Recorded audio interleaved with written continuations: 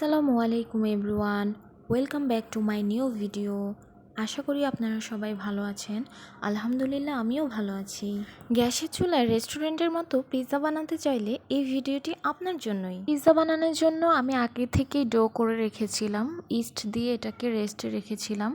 দেখেন ফুলে ফেপে একদম একাকার হয়ে গেছে। এই আটার ডোটাকে ভালোভাবে মথে নেব যাতে করে সুন্দর একটা বড় রুটি বানাতে পারি। এ পর্যায়ে আমি এটাকে চেপে চেপে একটা বড় রুটি বানাবো, মানে পিৎজার শেপ দেব। আপনারা চাইলে এটাকে বেলে বানাতে পারেন।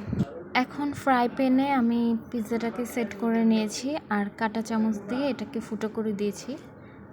এখন এর মধ্যে সস দিয়ে একটা লেয়ার দিয়েছি, তারপর কিছু চিজ দিয়েছি, তারপরে আমি মুরগির মাংস রান্না করে রেখেছিলাম ওগুলো দিয়েছি, তারপরে টমেটো কুচি দিলাম, তারপরে পেঁয়াজ দিয়ে দিচ্ছি। আমি ঘরে থাকা উপকরণগুলোই দিচ্ছি। আবার আরেক লেয়ার চিজ দিয়ে দিচ্ছি এবং এর উপর অরিগানো দিয়ে দিলাম। চিজটা বেশি পরিমাণে দিয়েছি, তাহলে পিৎজার টেস্টটা অনেক ভালো হয়।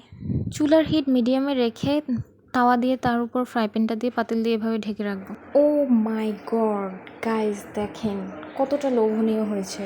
আপনারাও যদি বাসায় এভাবে ট্রাই করে দেখেন, বিশ্বাস করেন রেস্টুরেন্টের স্বাদও হার মানাবে। এই পিৎজাটা বাসার ছোট বড় সবাই কিন্তু পছন্দ করবে।